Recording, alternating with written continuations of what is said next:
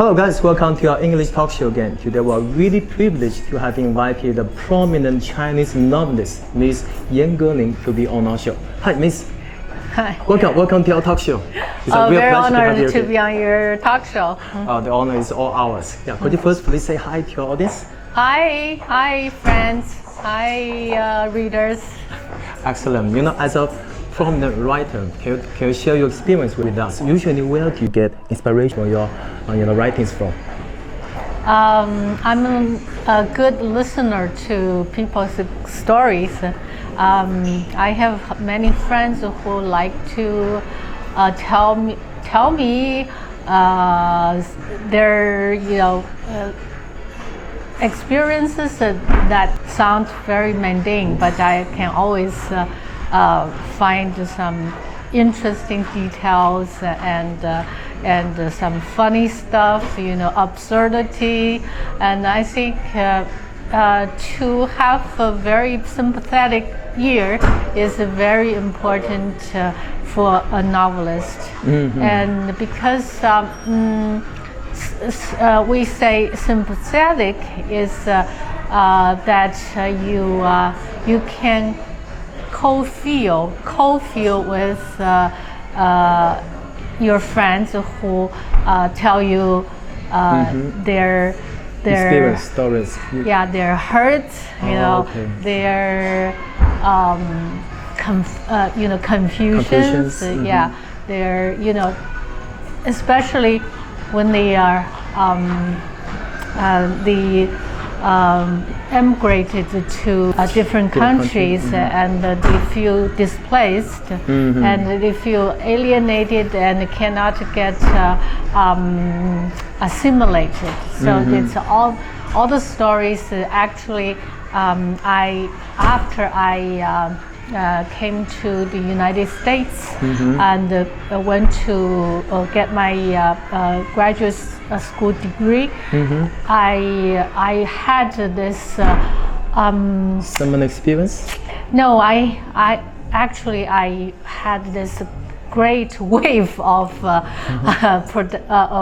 productivity and creativity. Mm-hmm. And I think it's because the experiences that I shared with my friends and mm-hmm. my especially 闺蜜, female really friends. Close friends. Yeah. So it just inspired me. Okay, great. So you can feel them because they're really good friends, and they provide you with they're like the source of your inspiration for your writing. Yeah. Excellent. Can you also tell the audience? But I never betray them, though. Anonymous. Yeah. Sometimes usually ladies gossip, right? They gossip about other people, so maybe friends of friends, mm-hmm.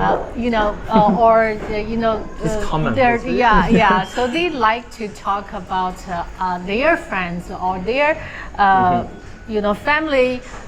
Friends. You're a secret keeper. So you only take the information. Yeah, I never betrayed my friend. Yeah, right. I see. Okay, that's a good tip for the writers to get. So you can get good inspirations, stories from your friends, but never betray them. Always keep the little secrets. Yes. Yeah. Excellent. Can you also tell us what makes a good writing in your opinion? I think good writing is the simplest thing, which looks simple, sounds simple, but it's the most difficult is to get it right.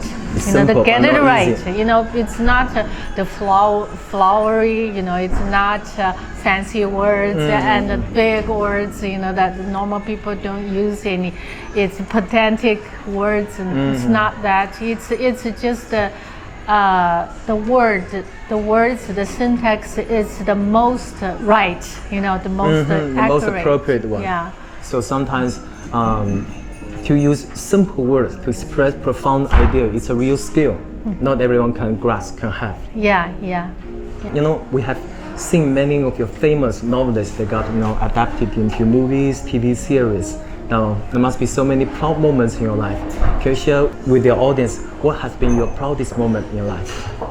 Oh, well, I started writing at 20, and I started to get my my novels published in since 27, so it's no big deal for me. Never feels like the happiest or proudest. The proudest moment is this moment. I write this sentence, I feel great. This sentence is better than I expected.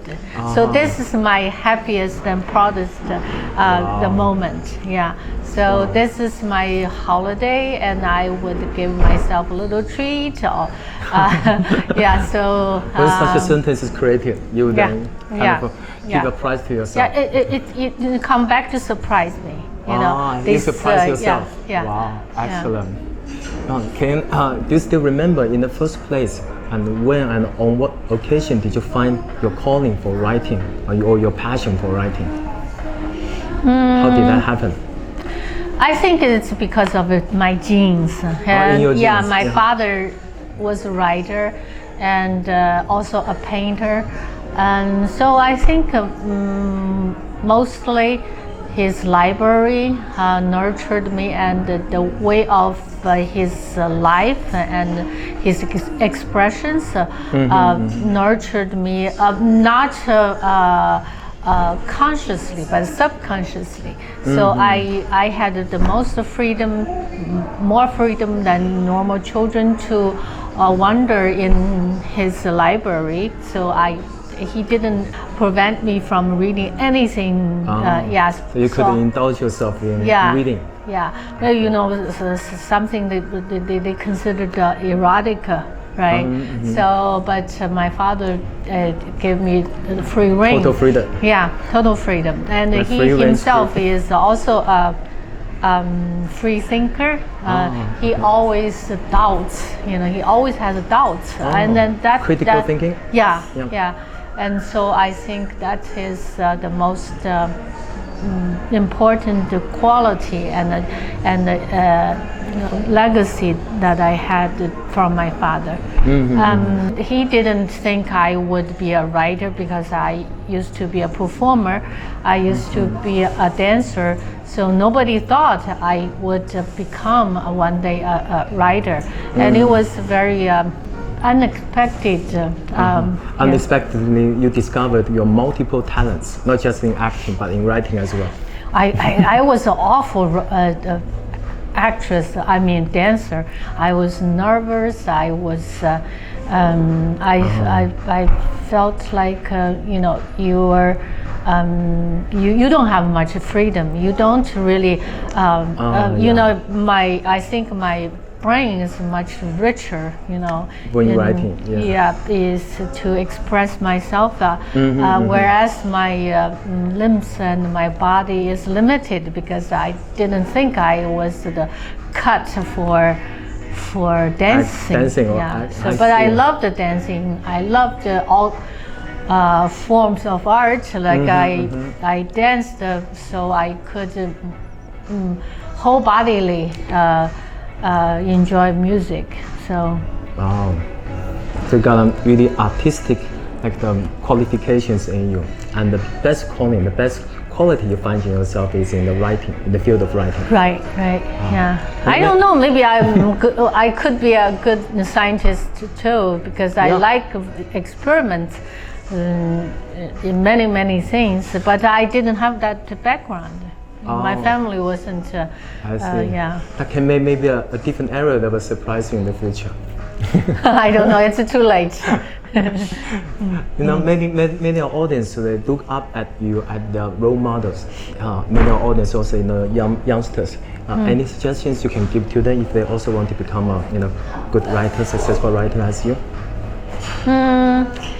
I think first you have to read as much as you could. I realize nowadays the kids don't read much, and they read the school or what school assigned to them, but they don't really find joy in reading. And I think it's nowadays too many new devices, electronic devices, and chopped up their time. And they couldn't find the quiet and the mind, the serenity of the mind to really absorb in reading. So I think that's a pity, and for that reason I hate all the devices. They're supposed to make us better human beings, but meanwhile they really make us less humane. Yeah, it's supposed to give us more freedom to read more. I have friends who have a Kindle. They got downloaded about 20 different novels in there.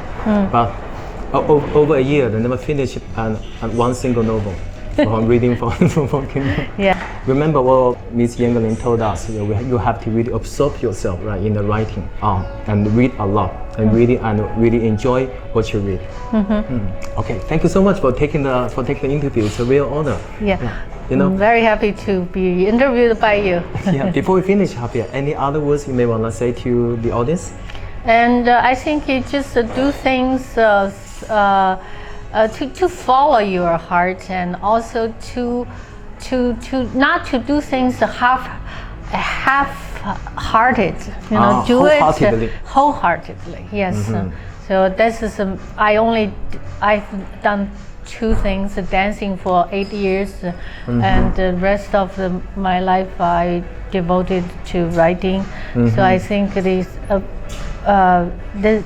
really is a good quality of a person. And also the good quality of living, right? To enjoy wholeheartedly, enjoy whatever you do. Thank you so much. It's a real pleasure. We'll see you guys next time. Bye bye. Bye.